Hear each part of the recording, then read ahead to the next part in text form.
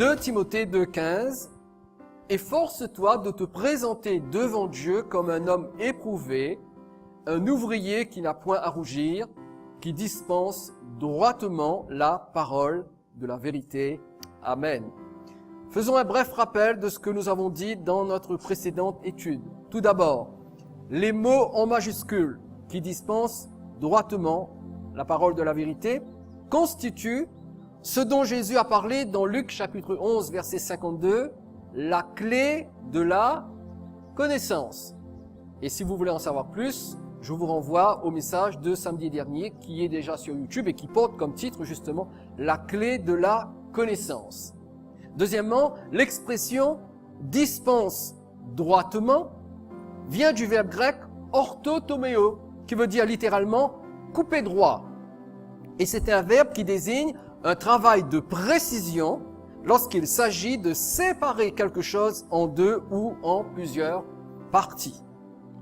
Et enfin, troisièmement, la Bible King James, en français, c'est-à-dire la version du roi Jacques, traduit notre verset de la façon suivante. « Étudie afin de te montrer approuvé à Dieu, un ouvrier qui n'a pas à avoir honte, divisant droitement la parole de vérité. » Voilà la traduction dans la version du roi Jacques. « Étudie afin de te montrer approuvé à Dieu, un ouvrier qui n'a pas à avoir honte, divisant droitement. » Et c'est correctement traduit, le verbe grec orthotoméo est ici bien traduit, divisant droitement la parole de vérité.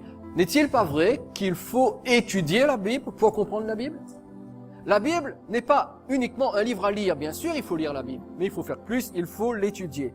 Et Paul dit à Timothée, étudie. Donc, notons la place de l'étude dans notre effort pour comprendre la Bible. Et cette compréhension est le résultat d'une division au sein même de la Bible. Alors, est-ce que ça veut dire que nous rejetons une partie de la Bible pour n'en retenir qu'une autre, parce qu'il est question ici de diviser? Certainement pas. Il n'est pas question pour nous de nous priver d'une partie de la Bible, parce que Paul dit dans 2 Timothée chapitre 3 versets 16 et 17, « Toute écriture est inspirée de Dieu et utile pour enseigner, pour convaincre, pour corriger, pour instruire dans la justice, afin que l'homme de Dieu soit accompli et propre à toute bonne œuvre. » Et ce verset signifie que toute la Bible, toute écriture, donc toute la Bible est la parole de Dieu, de la Genèse à l'Apocalypse. Toute la Bible est la vérité que Dieu a inspiré à ceux qui l'ont rédigée. Parce que vous le savez, la Bible est un recueil de 66 livres écrits par une quarantaine d'auteurs différents. Et le Saint-Esprit les a tous inspirés pour que chacun, à sa place, contribue à mettre par écrit toute la vérité de Dieu contenue dans toute l'Écriture. Cependant, si nous voulons mettre la parole de Dieu en pratique, il est capital que nous sachions quels sont les textes qui nous concernent directement en tant que chrétiens. Et il n'y a pas de contradiction entre nos deux versets, entre 2 Timothée 2,15 et 2 Timothée 3, 16, 17. Il n'y a pas de contradiction parce que ils ont été écrits par le même auteur, l'apôtre Paul, adressés à la même personne, Timothée, et portant sur le même sujet, la parole de Dieu. Ils sont simplement séparés par quelques paragraphes. Et loin de se contredire, en fait, ces deux versets se complémentent. 2 Timothée 3,16 déclare que toute la Bible est utile pour notre instruction. Alors que 2 Timothée 2,15 nous montre comment nous pouvons bénéficier de cette utilité. Alors c'est vrai que la parole de Dieu est utile. Encore faut-il que nous sachions profiter de cette utilité. Et pour pouvoir profiter de cette utilité, il faut faire une chose. Diviser droitement la parole de Dieu. Notons que Tite 2,15 dit littéralement de couper droit à la parole de Dieu. Il ne s'agit pas de séparer entre l'erreur et la vérité, mais de faire la division entre la vérité et la vérité. Toute la Bible est la vérité, de la Genèse à l'Apocalypse. Toute la Bible est la vérité. Cependant, certaines de ces vérités ne s'appliquent pas à nous. Et la plus grande erreur que nous puissions commettre en tant que chrétiens, c'est de penser que tous les versets de la Bible nous concernent et que nous devons tous les mettre en pratique. Parce que nous avons lu dans 1 Corinthiens chapitre 10, verset 11, regardez ce que l'apôtre Paul dit. Ces choses leur sont arrivées pour servir d'exemple et elles ont été écrites pour notre instruction. L'apôtre Paul parle ici de l'Ancien Testament. À nous qui sommes parvenus à la fin des siècles. Et c'est ce que Paul dit ici au sujet de ce qui s'est passé pour le peuple d'Israël après sa sortie d'Égypte. Et il est évident qu'ici, l'apôtre Paul ne nous demande pas de mettre en pratique tout ce que nous lisons dans le livre de l'Exode. Parce que je ne sais pas si vous vous en souvenez, mais dans le livre de l'Exode, il est dit qu'après sa sortie d'Égypte, la première chose qu'Israël a fait, ça a été de construire un veau d'or. Donc il est hors de question que vous et moi, nous construisions un veau d'or. Donc l'apôtre Paul n'est pas en train de dire ici que nous devons pratiquer ce que dit le livre de l'Exode, qui raconte les événements où Israël a désobéi à Dieu. Mais l'apôtre Paul nous dit plutôt que l'exemple d'Israël nous enseigne des principes qui sont utiles pour notre vie chrétienne. Parce qu'il est clair, mes chers amis, que dans l'Ancien Testament, il y a de nombreux principes et de nombreux préceptes qui nous montrent ce que Dieu aime et ce que Dieu n'aime pas. Cependant, vous et moi, en tant que chrétiens, c'est dans le Nouveau Testament que nous apprenons comment nous devons vivre notre vie en Christ. Et ça, c'est un détail extrêmement important qu'il faut comprendre. Nous n'apprenons pas à vivre notre vie en Christ dans l'Ancien Testament. Nous l'apprenons dans le Nouveau Testament. L'Ancien Testament nous enseigne des préceptes pour comment nous comporter vis-à-vis de Dieu, pour nous enseigner le caractère, la personnalité de Dieu. Mais c'est dans le Nouveau Testament que nous apprenons à vivre notre vie en Christ. Notre Bible, vous le savez, est déjà naturellement divisée en deux parties. Et il y en a une qui nous concerne plus particulièrement, c'est bien sûr le Nouveau Testament. Et si nous n'apprenons pas à séparer la Bible, eh bien nous faisons face à de nombreuses contradictions. Et je vais en étudier quelques-unes avec vous ce soir. Par exemple, regardez avec moi Genèse chapitre 1, verset 29. Pour ceux qui étaient là samedi dernier, vous vous souvenez qu'on a parlé un peu de la nourriture, vous vous souvenez? D'accord? On a parlé de la nourriture, des choses qu'il fallait manger, ne pas manger. Je vais revenir sur ce thème et je vais l'approfondir un petit peu. Vous verrez qu'en fait la Bible a beaucoup de choses à nous dire concernant la nourriture. Genèse 1, 29. Nous commençons au tout début. Genèse chapitre 1. Il est dit, et Dieu dit, voici je vous donne quoi? Toute herbe, portant de la semence et qui est à la surface de toute la terre, et tout arbre ayant en lui du fruit d'arbre et portant de la semence, ce sera votre nourriture. Qu'est-ce que nous apprenons ici? Eh bien, ce verset indique que Dieu, au commencement, avait décidé d'un régime végétarien pour l'homme. Dieu l'avait décidé. C'était son ordre. Votre nourriture, c'est toute herbe, tout arbre portant de la semence. Donc, premièrement, régime végétarien. Maintenant, lisons un peu plus loin. Genèse, chapitre 9, le verset 2 et le verset 3.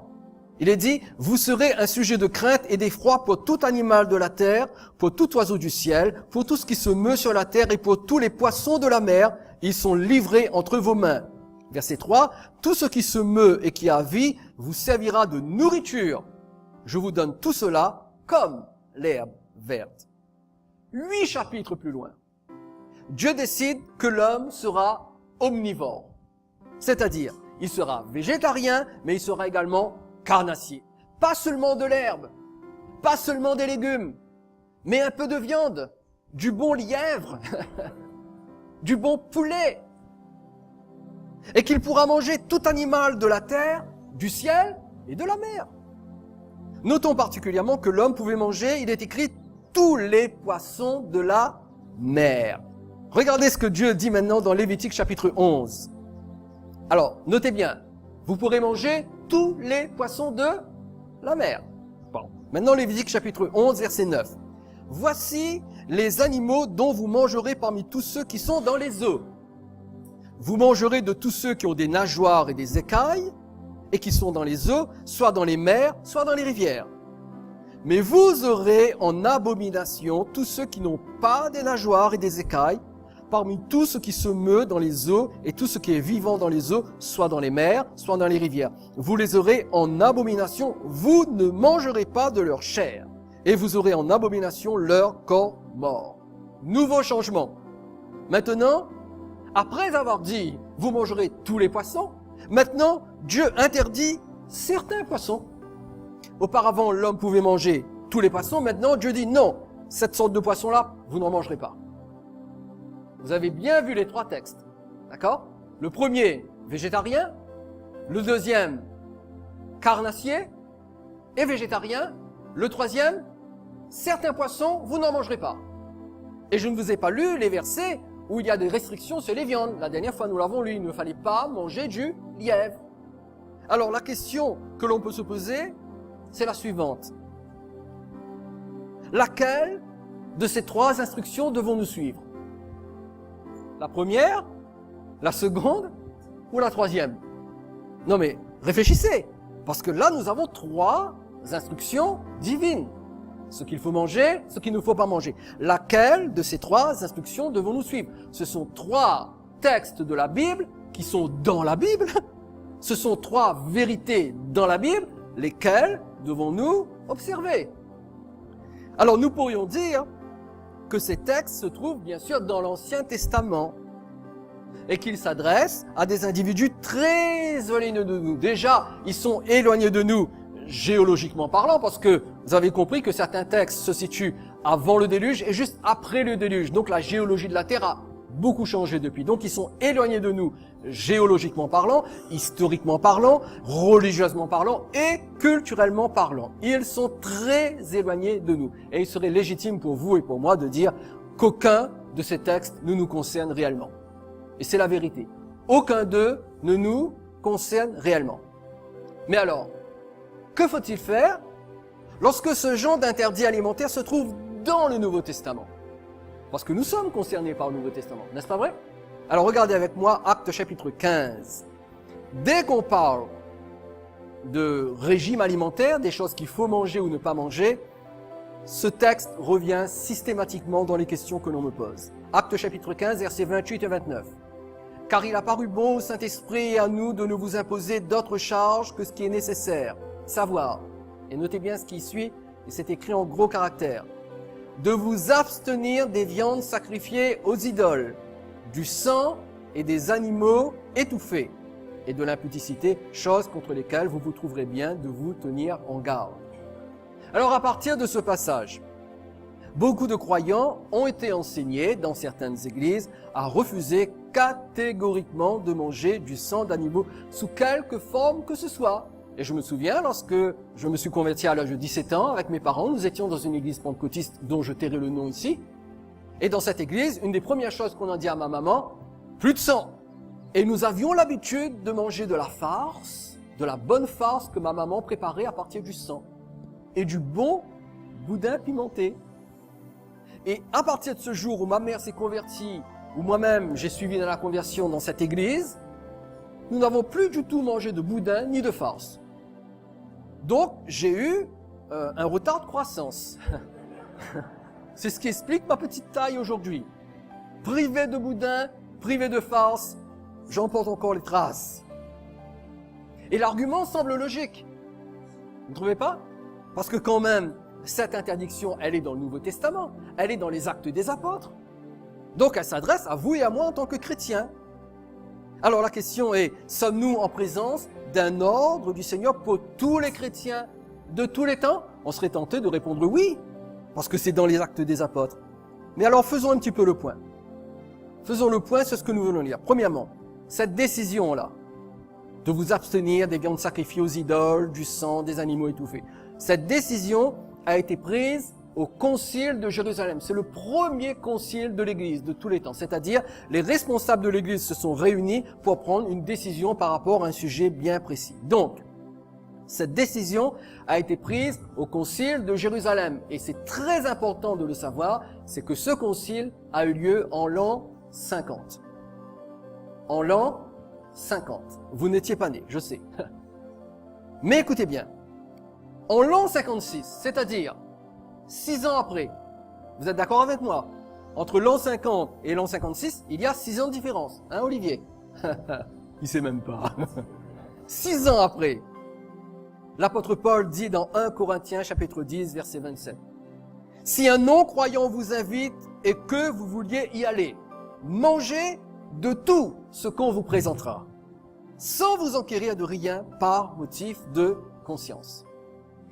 Il y a 6 ans qui séparent ces deux instructions. Si nous mettons ces deux textes en parallèle, que se passe-t-il? Eh bien, nous pensons nous trouver en présence d'une contradiction. Parce que dans des textes, il est dit « Ne mangez pas de viande d'animaux étouffés et de sang », et dans un autre texte, il est dit « Mangez de tout ce qu'on vous présentera ». Ce qui veut dire, si vous êtes à table chez un non-croyant et que l'on vous présente du boudin, mangez le boudin. Si l'on vous présente de la farce, mangez de la farce. C'est texto, hein. Mangez de tout ce qu'on vous présentera. Le problème, c'est que c'est surtout Acte 15 que les chrétiens vont retenir. Ils oublient 1 Corinthiens 10, 27. Et sans s'en rendre compte, ils se placent sous une loi qui ne le concerne plus aujourd'hui. Et pourquoi le font-ils? Parce qu'ils ne savent pas qu'il faut couper droit la parole de Dieu. Alors la question elle est simple. Comment est-ce que nous allons pouvoir concilier ces deux textes et comment trouver l'attitude à adopter? Pour y parvenir, il faut revenir au concile de Jérusalem. Donc nous allons lire Actes chapitre 15, du verset 19 au verset 21. Et c'est important de comprendre le contexte dans lequel cette prescription a été donnée de ne pas manger du sang, des animaux étouffés et des viandes sacrifiées aux idoles. Regardez Acte 15, verset 19. C'est pourquoi je suis d'avis qu'on ne crée pas des difficultés à ceux des qui? Païens qui se convertissent à Dieu. Question. Estimez-vous que vous êtes des païens convertis à Dieu? Moi, je le suis, hein. Vous savez, la Bible ne reconnaît que deux types d'individus. Les juifs et les païens. Alors, je renouvelle ma question. Êtes-vous des païens convertis à Jésus ou êtes-vous des juifs? Vous êtes des païens convertis à Jésus. Ce texte dit qu'on ne crée pas des difficultés à ceux des païens qui se convertissent à Dieu, mais qu'on leur écrive de s'abstenir des souillures des idoles, de l'impudicité, des animaux étouffés et du sang. Car depuis bien des générations, Moïse a dans chaque ville des gens qui le prêchent, puisqu'on le lit tous les jours de sabbat dans les synagogues. Alors, qu'est-ce qui a motivé d'abord le concile de Jérusalem? Pourquoi est-ce que les responsables de l'Église se sont réunis au concile de Jérusalem en l'an 50? Eh bien, tout simplement parce que dans l'église d'Antioche, certains membres de l'église de Jérusalem étaient venus dans l'église d'Antioche et avaient déclaré, alors souvenez-vous, au début de l'église, tous les croyants, c'était des juifs. Tous ceux qui se sont convertis à Jésus le jour de la Pentecôte, c'était des juifs. Il n'y avait aucun païen. Et c'était tous des chrétiens juifs. On les appelle des judéo-chrétiens. Donc, certains judéo-chrétiens de l'église de Jérusalem étaient venus à l'église d'Antioche et ils ont déclaré que tous les païens qui se convertissaient à Jésus devaient se faire circoncire et obéir à la loi de Moïse. Alors les responsables de l'église se sont réunis avec Paul, parce que Paul c'était l'apôtre des païens, pour prendre une décision. Il fallait qu'ils sachent exactement quoi faire. Est-ce qu'il fallait demander aux païens d'observer la loi de Moïse?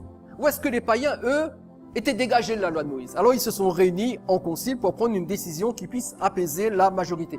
Et c'est Jacques, le responsable de l'église de Jérusalem, qui a fait la proposition que nous venons de lire. Alors, pour résumer, on n'allait pas exiger des païens qui se fassent circoncire. On n'allait pas exiger des païens qui observent la loi de Moïse. Mais on leur a demandé de faire une chose. On leur a proposé un compromis. On leur a demandé de ne pas consommer d'animaux étouffés, c'est-à-dire d'animal non cachère, de ne pas consommer du sang et bien sûr de mettre un terme à l'idolâtrie et à l'impudicité et aussi de ne pas manger de viande sacrifiée aux idoles. Alors pourquoi une telle demande? Pourquoi est-ce qu'on leur a fait cette demande? C'était un compromis. C'était un compromis. Et c'est le verset 21 qui nous donne la réponse. Car depuis bien des générations, Moïse a dans chaque ville des gens qui le prêchent, puisqu'on le lit tous les jours de sabbat dans les synagogues. Écoutez bien ce qui se passe. au moment où le concile de Jérusalem a lieu, en l'an 50, la majorité des chrétiens sont des juifs convertis à Jésus. Les païens commencent à peine à se convertir, donc ils sont minoritaires. Donc, Jacques dit, étant donné que les juifs sont majoritaires et que les païens sont minoritaires et que les juifs qui se convertissent à Jésus sont encore attachés à la loi de Moïse et suivent les prescriptions alimentaires de la loi de Moïse, eh bien, moi, Jacques, je vous propose un compromis pour ne pas créer d'incidents diplomatiques entre les judéo-chrétiens et les païens qui se convertissent à Christ, qu'on appelle les pagano-chrétiens. Donc, pour ne pas créer d'incidents diplomatiques, nous demandons aux païens qui se convertissent de ne pas manger du sang, de s'abstenir de viande étouffée et de viande sacrifiée aux idoles. Mais cela, c'était un compromis pour éviter les incidents diplomatiques. Ce n'était pas un ordre absolu et définitif. D'ailleurs, regardez ce qui est écrit dans Actes chapitre 15, verset 26. Actes 15, 26, il est dit « Car il a paru bon au Saint-Esprit et à nous, de ne vous imposer d'autres charges que ce qui est nécessaire. » En d'autres termes, ce qu'il demandait aux nouveaux chrétiens issus du paganisme relevait davantage d'une mesure de sagesse que d'un commandement absolu et définitif. Notez bien les paroles. Il a paru bon au Saint-Esprit et à nous. C'est-à-dire, ce n'est pas un ordre absolu. C'est juste une mesure de sagesse. On y a réfléchi. Et grâce au Saint-Esprit qui habite en nous et qui est notre conseiller, eh bien, nous sommes arrivés à une conclusion. Ce serait mieux, vous, chrétiens païens, en raison du nombre majoritaire de juifs, pour ne pas les choquer, lorsque vous êtes en leur compagnie, eh bien, ne mangez pas de sang, ne mangez pas d'animaux étouffés et ne mangez pas d'animaux qui ont été offerts en sacrifice. Par contre, la suite de l'histoire nous montre que les choses étaient en train de changer. Tant au niveau du nombre de convertis issus du paganisme, parce qu'en fait, ce qui se passe, c'est que, au fur et à mesure, alors qu'au début, c'était les juifs qui étaient majoritaires, au fur et à mesure, ce sont les païens qui sont devenus majoritaires dans l'Église. Le nombre de juifs a diminué et le nombre de païens a augmenté. D'ailleurs, en l'an 70 de notre ère, Jérusalem a été détruit, le temple a été détruit et les juifs se sont éparpillés sur toute la surface de la terre et l'Église n'était composée exclusivement que de païens. Donc, au fur et à mesure, les païens devenaient majoritaires et en même temps, la doctrine de Paul évoluait. Et regardez ce que Paul dit dans 1 Corinthiens 10, 25. 1 Corinthiens 10, 25. 6 ans après le concile de Jérusalem. N'oubliez pas, 6 ans après le concile de Jérusalem. Paul dit, mangez de tout ce qui se vend au marché sans vous enquérir de rien par motif de conscience. Tout à l'heure, nous avons lu que Paul dit, si vous êtes invité chez un non-converti, mangez de tout ce qu'on vous présentera. Maintenant, il ne parle même pas d'invitation. Il parle de mesures que doivent prendre les chrétiens eux-mêmes. Il dit aux chrétiens de Corinthe, eh bien, lorsque vous allez au marché faire vos courses, ne vous inquiétez pas, mangez de tout ce qui se vend au marché. Et comment est-ce qu'il faut comprendre cela? Rappelez-vous, dans Actes 15, 29, il est dit de vous abstenir des viandes sacrifiées aux idoles, du sang et des animaux étouffés. Notez bien, des viandes sacrifiées aux idoles. Et ça, c'est un détail extrêmement important parce que voyez-vous, quand Paul dit aux Corinthiens qu'ils peuvent manger tout ce qui se vend au marché, il faut savoir que toutes les viandes qui étaient exposées au marché de Corinthe étaient issues des sacrifices dans les temples païens. C'est-à-dire que dans les temples païens, les animaux étaient sacrifiés pour honorer les idoles des temples païens. Mais ensuite, une fois que l'animal était sacrifié, eh bien le reste de l'animal, lui, il était vendu au marché de Corinthe. Et les Corinthiens avaient posé la question à Paul, mais qu'est-ce qu'il faut faire? Lorsque nous allons faire nos courses, eh bien les viandes que l'on veut acheter, ce sont tous des viandes qui viennent d'animaux qui ont été offerts en sacrifice dans les temples d'idoles. Et Paul leur dit, mangez de tout ce qui se vend au marché. En d'autres termes, ne vous inquiétez pas que ces viandes viennent d'animaux offerts en sacrifice dans les temples païens. Ça n'a aucune importance. Vous pouvez en manger. Et Paul est en train de contredire totalement ce qui avait été décidé au concile de Jérusalem. Est-ce que vous l'avez compris? Il contredit totalement. Mangez de tout ce qu'on vous présentera. Mangez de tout ce qui se vend au marché. Alors que 6 ans auparavant, on avait dit, attention, vous païens, pas de viande sacrifiée, pas de viande étouffée, pas d'animaux étouffés, pas d'animaux sacrifiés, pas de sang. Et là, Paul dit non, mangez de tout. Pourquoi est-ce que Paul donne ce genre d'instruction qui va totalement à l'encontre de la décision du concile de Jérusalem? Eh bien, parce que Paul, tout juif qu'il était, et en plus, Paul, c'est un ancien pharisien, c'est-à-dire il faisait partie de la secte la plus rigide du judaïsme. Eh bien, Paul avait compris que tous les rituels et toutes les prescriptions alimentaires n'avaient absolument rien à voir avec une vraie spiritualité. Il l'avait compris. Vous étiez là mercredi soir, les uns et les autres, lorsque je vous ai enseigné la doctrine des ablutions? Lorsque l'auteur de l'Épître aux Hébreux dit « Tendons à ce qui est parfait, mettez de côté toutes ces ablutions, aucune ablution ne pourra vous purifier. » Eh bien, Paul ici est en train de dire aux Corinthiens « Ne vous inquiétez pas de toutes ces prescriptions alimentaires, ça n'a absolument rien à voir avec la spiritualité. » Écoutez bien, le drame aujourd'hui, c'est que des chrétiens croient encore que manger a quelque chose à voir avec la spiritualité. Et lorsque nous croyons que ce que nous mangeons ou ce que nous buvons a un lien quelconque avec la spiritualité, sans nous en rendre compte, nous quittons la grâce et nous nous plaçons sous la loi. Et Paul dit, ce que vous mangez n'a aucune incidence sur votre spiritualité. Et en parlant de la sorte, Paul fait exactement ce que Jésus a fait en son temps. Parce que voyez-vous, dans Matthieu chapitre 7, versets 18 et 19, à un moment donné, les pharisiens avaient accusé Jésus et ses disciples de ne pas se laver les mains lorsqu'ils allaient manger. Et chez les Juifs, c'était important. Les ablutions étaient importantes. Il fallait absolument se laver les mains avant de passer à table. Or, ni Jésus ni ses disciples ne prenaient ce commandement à la lettre. Ils ne se lavaient pas les mains, ils entraient à table, ils mangeaient. Alors, ils ont eu le reproche. Et que répond Jésus? Matthieu chapitre 7, verset 18, il leur dit, « Vous aussi, êtes-vous donc sans intelligence ?» Regardez bien la suite. « Ne comprenez-vous pas que rien de ce qui est du dehors entre dans l'homme ne peut le souiller? Rien de ce qui est du dehors entre dans l'homme ne peut le souiller. Car cela n'entre pas dans son cœur, mais dans son ventre. Puis s'en va dans les lieux secrets qui purifient tous les aliments. » Seulement ce verset devrait suffire à nous faire comprendre que tous les interdits alimentaires n'ont absolument aucun intérêt aujourd'hui. Et Jésus ici semble contredire ce que son Père, Dieu son Père, avait dit dans Lévitique 11 sur les animaux purs et impurs. Allez lire Lévitique 11 chez vous ce soir. Ne lisez pas ce soir, ça vous coupera le sommeil. Lisez demain matin. Il y a une série de lois sur tous les animaux qu'il faut manger, tout ce qu'il ne faut pas manger. Et ici, Jésus contredit son Père. La question que l'on doit se poser est, pourquoi Dieu a-t-il donné ces lois alimentaires à Israël? Pourquoi est-ce que Dieu a dit à Israël, mangez ceci, ne mangez pas cela? Eh bien, le but de Dieu n'était certainement pas arbitraire. C'est-à-dire que Dieu n'a pas pris une décision souveraine pour dire, c'est moi le patron. Non, pas du tout. La décision de Dieu n'était pas cultuelle non plus. Elle n'était pas symbolique et elle n'était pas hygiénique. Il y a des gens qui essaient de nous faire croire aujourd'hui que c'est pour des mesures d'hygiène qu'il ne faut pas manger telle ou telle viande, baliverne. Et Jésus donc ici contredit son Père, mais pourquoi est-ce que Dieu a donné cet ordre? Pourquoi est-ce que Dieu voulait qu'Israël ne mange pas certaines viandes, certains animaux et mange d'autres?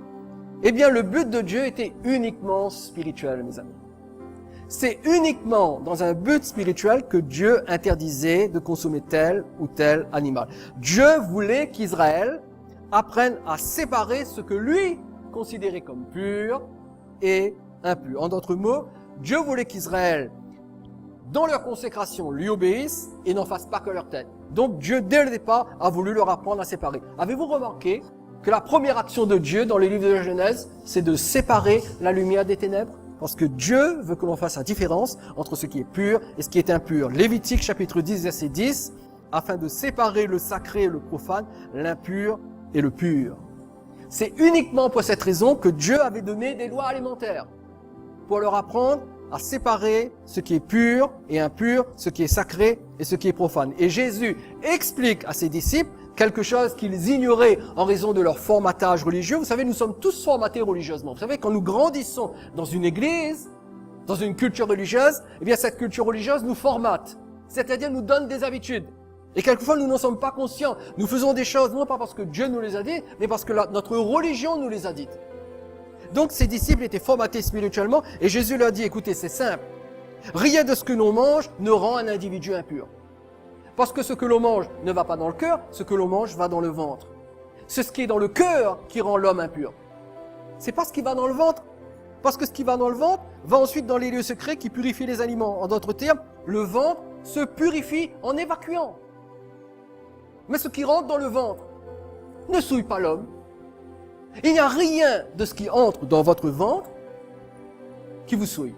Alors je sais qu'il y a des chrétiens qui sont contre le vin parce que ils sont persuadés qu'aujourd'hui, en tant que chrétiens, eh bien nous devons vivre comme les Naziréens. Vous connaissez les Naziréens? Ces gens qui font vœu. Vous savez, Samson était un Naziréen. Il a fait vœu de Naziréat. Il ne se coupait pas les cheveux, il ne buvait pas d'alcool. Ça ne l'a pas empêché, bien sûr, de vivre dans l'impudicité et de perdre sa force.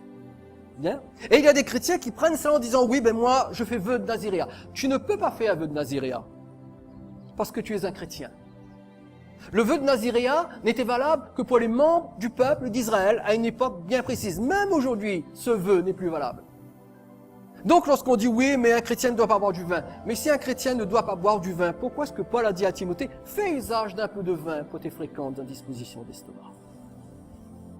Et le mot vin ici en grec signifie vin. Pas jus de raisin, vin. Jus de raisin fermenté, vin.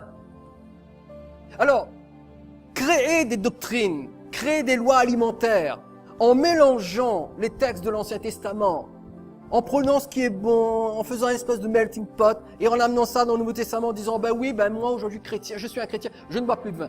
Vous avez le droit de ne pas boire du vin. Comprenez bien cela. Surtout si vous n'aimez pas cela. Mais vous n'avez pas le droit de dire que Dieu interdit de boire du vin. Parce que Dieu n'interdit pas de boire du vin. Parce que si Dieu interdisait de boire du vin, jamais Paul n'aurait dit à Timothée, fais usage d'un peu de vin pour tes fréquentes indispositions d'estomac.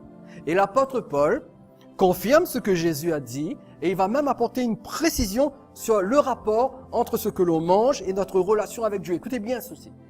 Ce que je mange n'a absolument rien à voir à ma relation avec Dieu.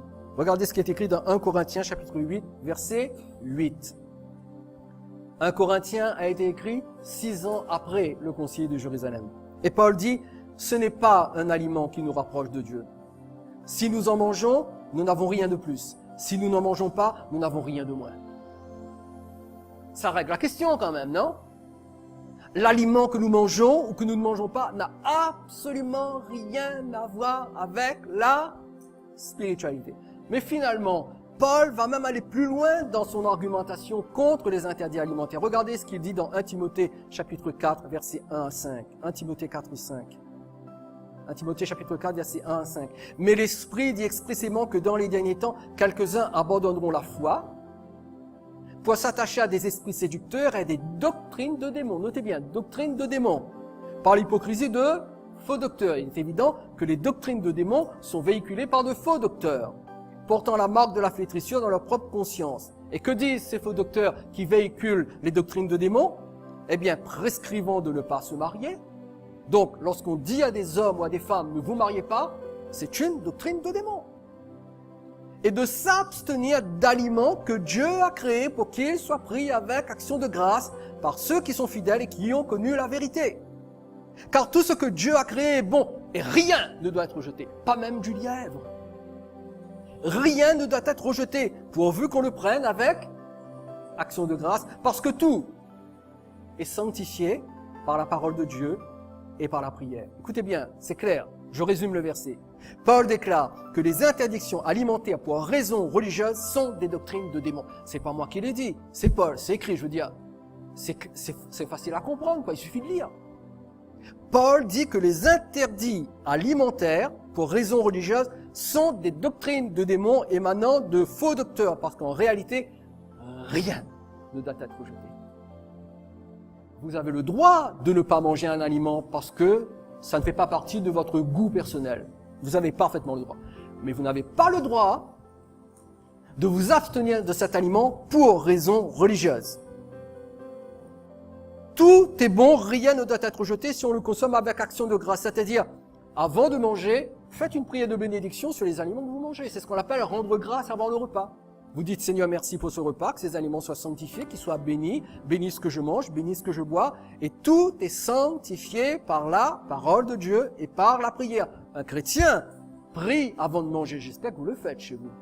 Un chrétien rend grâce avant de manger. Si vous êtes au restaurant avec des amis, si vous êtes sur votre lieu de travail et que vous mangez avec des collègues, vous n'êtes pas obligé de prier à voix, vous pouvez le faire à l'intérieur, mais priez avant de manger, rendez grâce à Dieu. Et dans une société où le poids de la religion était si imposant, il fallait vraiment une œuvre de la grâce de Dieu pour que Paul puisse parler aussi librement dans tout ce qu'il a dit. Ainsi, nous voyons, mes chers amis, que tout ce qui est écrit, même à l'intérieur du Nouveau Testament, ne nous concerne pas forcément. Nous sommes partis d'une instruction donnée au Concile de Jérusalem pour nous rendre compte que 6 ans après, ces instructions étaient caduques, annulées. Ce n'était plus d'actualité. Écoutez bien. Si 6 ans après, l'interdiction de manger du sang n'était plus d'actualité, ne pensez-vous pas qu'aujourd'hui, en 2017, ce n'est plus d'actualité non plus? Je veux dire, relisez les textes, c'est clair, quoi. C'est clair, il n'y a pas de contradiction. C'est-à-dire, c'est clair, c'est écrit clairement dans la parole de Dieu. Et pour conclure, je vais conclure. Je vais vous donner les questions que nous devrions nous poser chaque fois que nous lisons notre Bible. Est-ce que vous lisez votre Bible? Je vais vous donner 3 questions que vous devez systématiquement vous poser chaque fois que vous lisez votre Bible afin de séparer les textes qui s'appliquent à vous et ceux qui ne s'appliquent pas à vous. Et nous nommons ces questions les 3 règles d'or. Vous êtes prêts? Première question. Qui est-ce qui parle? Quand vous lisez un texte, demandez-vous, qui est-ce qui parle dans ce texte? Parce que dans la Bible, tout ce qui est écrit a vraiment été dit. Mais par qui cela a-t-il été dit? Exemple, dans Job chapitre 2 verset 9, sa femme lui dit, tu demeures ferme dans ton intégrité, maudis Dieu et meurs. Il est clair que ce n'est pas un verset à mettre en pratique. Vous êtes d'accord avec moi? La femme de Job n'est pas une bonne interlocutrice pour qui que ce soit. Nous n'avons pas à mettre en pratique ce verset. Alors, première question, qui parle? Ici, c'est pas Dieu, c'est la femme de Job. Et elle dit à Job, maudis Dieu et meurs. Donc je ne peux pas mettre ce verset en pratique. Et c'est la même chose lorsque dans la Bible, c'est le diable qui parle. Vous avez remarqué que quelquefois dans la Bible, le diable parle? Il a parlé à Jésus. Il lui a dit, si tu es fils de Dieu, jette-toi du haut du temple. Si tu es fils de Dieu, descends de la croix. Quelquefois, ce sont les faux prophètes qui parlent. Quelquefois, ce sont les ennemis de Dieu, les ennemis d'Israël. Et il faut se préserver de leurs mauvais conseils et de leurs suggestions impies. Donc première question, qui parle? Deuxième question, à qui parle-t-on? Qui est l'auditoire? Est-ce que ce sont des Juifs? Est-ce que c'est à Israël en entier? Est-ce que c'est à des sacrificateurs sous l'Ancienne Alliance? Etc., etc., etc. Et une fois que l'on a identifié l'auditoire, il faut se demander si vous et moi, nous faisons partie de cet auditoire. Exemple, quand Jésus dit dans Luc chapitre 10, verset 4, c'est dans l'Évangile quand même, le Nouveau Testament, Jésus dit, ne portez ni bourse, ni sac, ni souliers, et ne saluez personne en chemin. À qui s'adresse-t-il? À ses disciples. On est d'accord? Oui, mais qui sont-ils exactement? Est-ce qu'il s'adresse à tous ses disciples dans tous les temps? Parce que sinon, il faudrait que nous venions au culte sans chaussures, sans sac, sans bourse. C'est invivable. Non, ici, Jésus ne s'adresse pas à tous ses disciples, il s'adresse uniquement à ceux qu'il a envoyés dans les villes d'Israël pour proclamer la bonne nouvelle du royaume. Et ce verset ne s'applique plus aujourd'hui parce qu'aucun citadin du 21e siècle n'écouterait un prédicateur qui ne porte même pas de chaussures et qui ne dit bonjour à personne, parce que ne saluez personne. Et enfin, troisième question, je termine. Est-ce toujours d'actualité? C'est-à-dire, est-ce qu'il y a des instructions qui apparaissent plus tard dans le temps et qui remplacent celles que je suis en train de lire? Et nous venons d'en faire la démonstration dans notre exemple sur les interdits alimentaires. Si nous nous étions arrêtés à Lévitique chapitre 11, eh bien nous n'aurions pas le droit de manger du lièvre. Si nous nous étions arrêtés à Acte 15, eh bien nous nous placerions sous une loi qui ne concerne que les Juifs et les premiers païens qui se sont convertis là du temps des Actes des Apôtres, et nous nous priverions de farces et de boudin.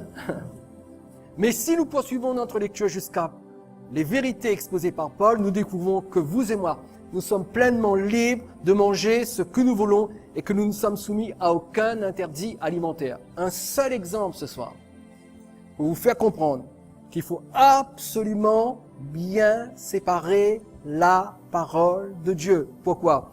Parce que Dieu a une volonté et un plan différent selon les personnes, selon les époques et selon les circonstances. Et nous allons les découvrir en appliquant ces 3 règles d'or que je viens de vous donner. Dans nos prochaines études, nous allons découvrir d'autres principes qui nous aideront à couper droit la parole de Dieu. Et vous serez étonnés, mes chers amis, de savoir que dans le Nouveau Testament, dans les évangiles, il y a beaucoup de choses qui sont dites qui ne nous concernent plus, vous et moi. Vous seriez étonnés de savoir qu'il y a des choses qui sont dites dans l'épître de Jacques, dans l'épître aux Hébreux, dans l'épître de Pierre, qui ne nous concernent pas, vous et moi. Pourtant, ce sont dans les épîtres, ces versets. Ce sont des épîtres écrits par des apôtres. Mais il faut juste comprendre quand, à qui ils ont écrit ce qu'ils ont écrit. Et c'est parce que nous n'arrivons pas et nous n'avons pas appris à séparer la parole de Dieu que nous mélangeons tout et que nous prenons pour nous ce qui n'est pas pour nous. Et c'est à cause de cela que les sectes naissent. C'est à cause de cela que les églises se divisent et se séparent. Parce que chacun prend un texte qu'il aime et personne ne comprend que la règle absolue, c'est de bien séparer la parole de Dieu.